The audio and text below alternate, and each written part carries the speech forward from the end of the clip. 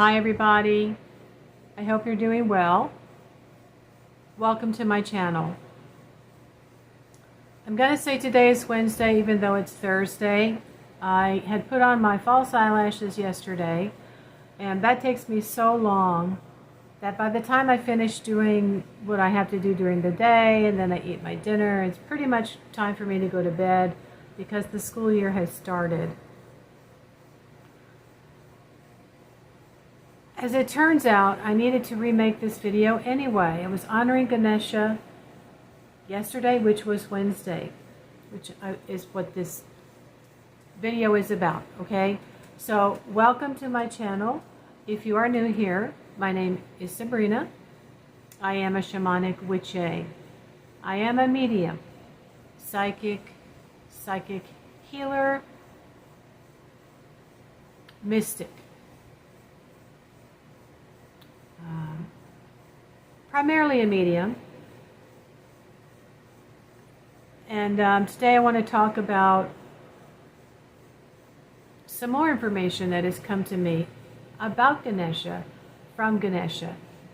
Of course, now I'm smelling something's burning.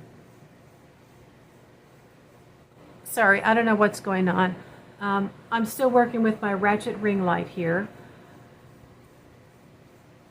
I don't like the lighting in this position, but I want to be sitting in front of Ganesha.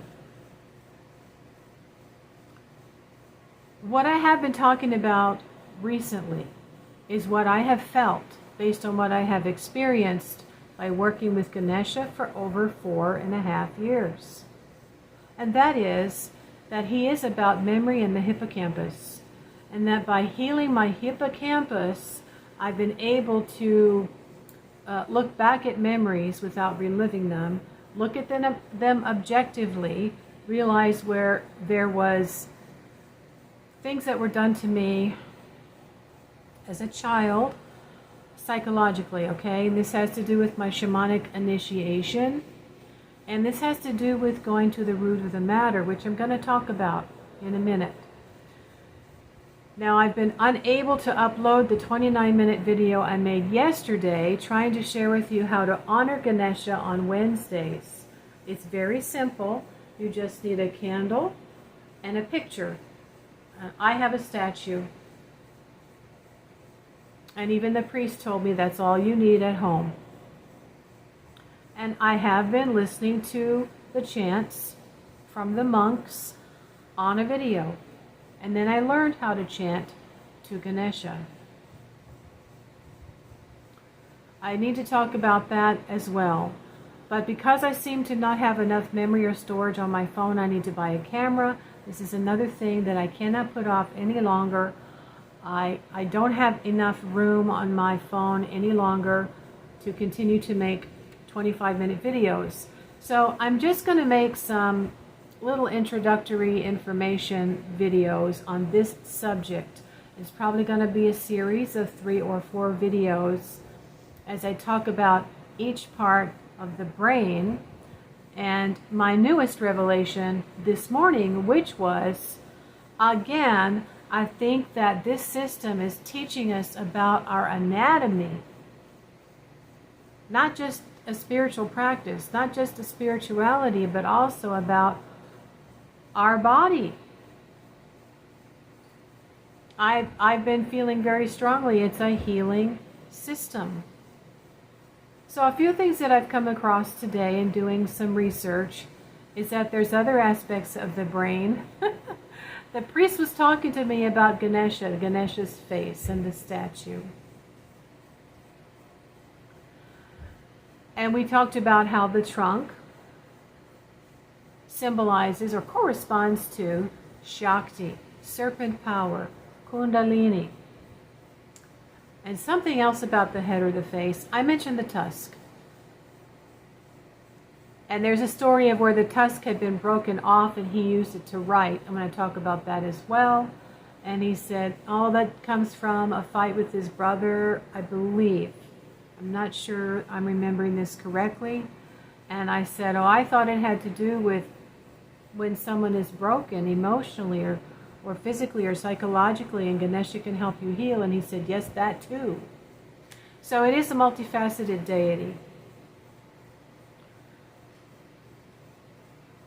What I've come across is exactly what I've been feeling. That there are Vedic literature, there's Vedic literature that talks about the system and the physiology of the human brain, the human mind, and the different parts of the brain. I'm talking specifically today about Ganesha, Ganesha head, the symbology, and the different parts of the brain, which I have been learning about over the past 5 months at least. This is sometimes called mapping, brain mapping. I've already talked about how powerful it is to work with Ganesha. The elephants are said to have a wonderful memory, right? An elephant never forgets. A memory like an elephant. And that's how I am as a Cancer. That's my sun sign. But also they have a very strong sense of family, very, very familial. So this has a lot to do with our roots, familial aspects, and to me, childhood. I have not come across that word specifically yet, and I haven't purchased this professor's book either, but I think he's a professor of literature. He's an MD and a PhD, and the book is called Human Physiology and Vedic Literature. So once I read that, I think it's going to validate what I've been feeling intuitively about this system. And I don't know that all the deities are relating to all the different aspects of the body, but I went to a Lakshmi ritual, and it was long. After about an hour, we had to chant Ma Lakshmi Namaha, Ma Lakshmi Namaha, when he was chanting, and then we would chant. And we probably did that 24 times at least, maybe 25. And I had been very emotional in here anyway for the past 3-4 weeks. And as we got to finish that and went over to an area where the ladies were putting bracelets on each other as a symbol of sisterhood and the mother goddess, I just started to cry. Everybody needs a mother. I miss my mother. You know, being raised by a narcissist, I really didn't have a mother. She turned me into her mother when I was about 10 to 12 years old. She didn't feel like she could mother someone who was becoming older than her. Emotionally, she was 9 years old. All right, this is strange, but this is what I have been learning. This was the catalyst for my shamanic dream and my initiation. My mind was sort of healed after I'd fallen into an identity crisis, a black hole, because I had been enmeshed with the narcissist. So that was where I had been first working with mindful meditation, guided meditations, breathing techniques, some visualizations. And all of this has to do with stimulating parts of our brain. But working with Ganesha fairly regularly after that, a few years later, and then working with Ganesha for 4 years actually helped to expedite me even further. Now, I'd already set the groundwork. I've been meditating since I was 12 years old, off and on. I went to Silva Mind Control, then I studied hypnotherapy.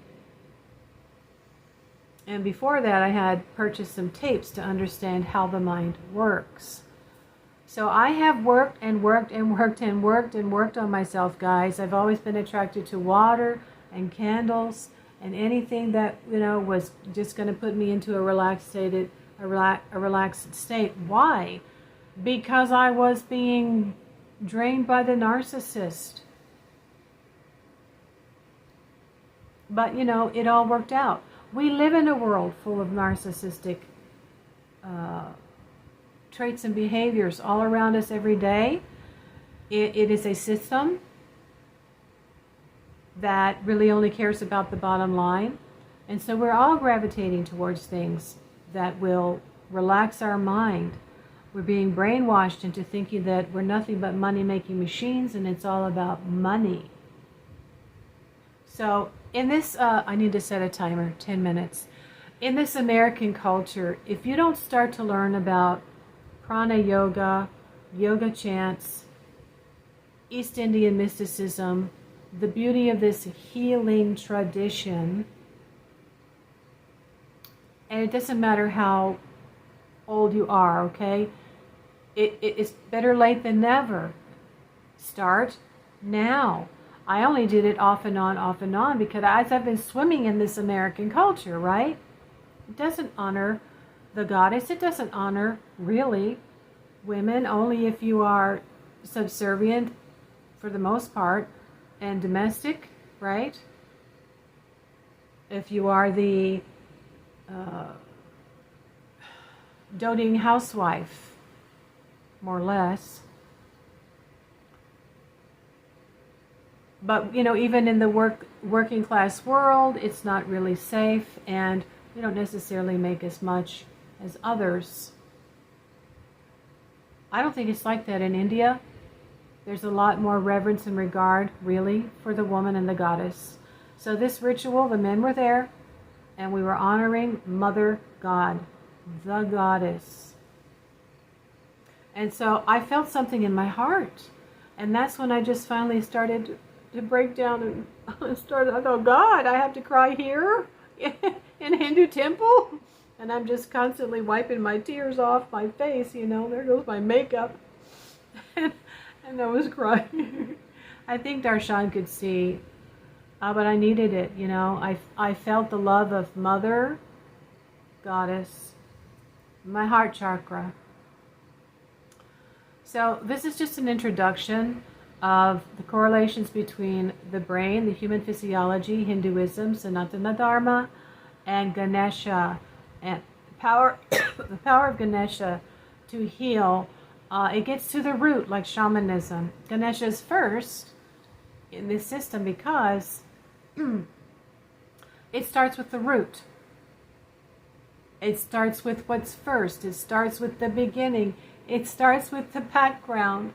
And I'm just learning more and more and more. Of course, everything we are starts with our childhood. It's from our childhood.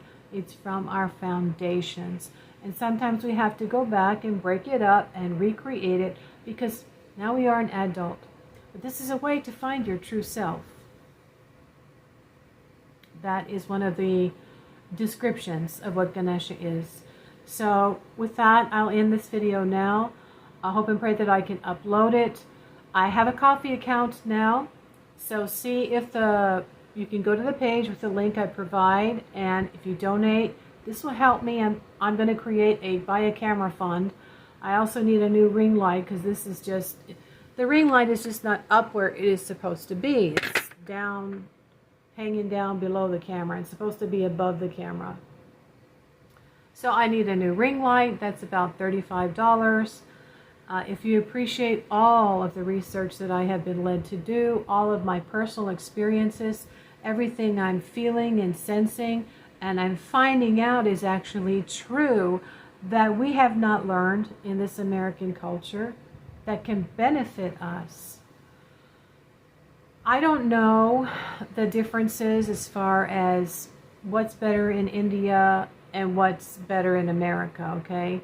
But I feel like we have a lot of people who are really physically ill, much more than India. You know, our medical costs and such are just through the roof. I don't think it's quite that bad in India. So anyway, I'll just stick to the spirituality aspect of it for now. And thank you for your support. I really appreciate it. I will be delving deeper into this subject probably on my Ko-fi account. I'm not going to use Patreon right now. So if you want to go and read my introduction, hello, and I'll be starting to talk about what it means to work with Ganesha and this system. and how it has helped me. If you haven't been following me, it has been a life-changing experience of me dumping emotions over time in a big, big way. After meditating for 3 weeks or chanting to Ganesha off and on for a couple of years. I'm just remembering really quick before I go here. I had something remarkable happen after only a few months, but when I moved to my studio apartment in that span of 12 months, then I moved into a 1-bedroom a year later. I think I had still been working with Ganesha, pulled up Ganesha's video, put out his statue and the light, the lamp. I received the word lingam. So I was already beginning to upgrade again to get into the higher consciousness of, well, I'll tell you more about that on the next video, okay? Who Ganesha is in relation to Shiva, if you haven't already learned that from one of my other videos. It's a remarkable way to really just get in touch with ourselves. Talk to you later. Take care. Namaste.